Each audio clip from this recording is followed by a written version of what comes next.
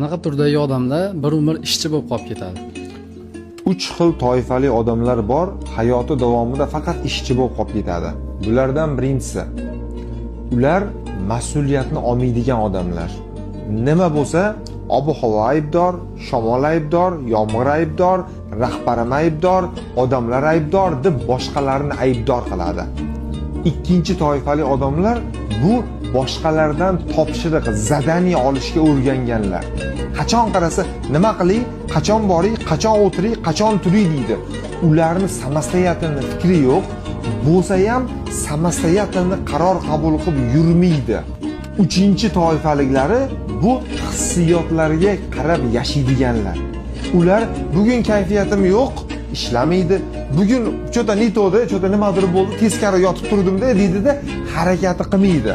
Hamma narsani erta dushanbaga qoldiradi. Eng qizig'ini aytaymi? Ular hamma ishni kechga qoldirdimi, hayot ham ularni kechga qoldiradi. Mana shu 3 ta toifa sizda bo'lsa, yo'qotmasangiz, bir umr mas'uliyatsiz, neudachnik ishchi bo'lib qolishingiz mumkin.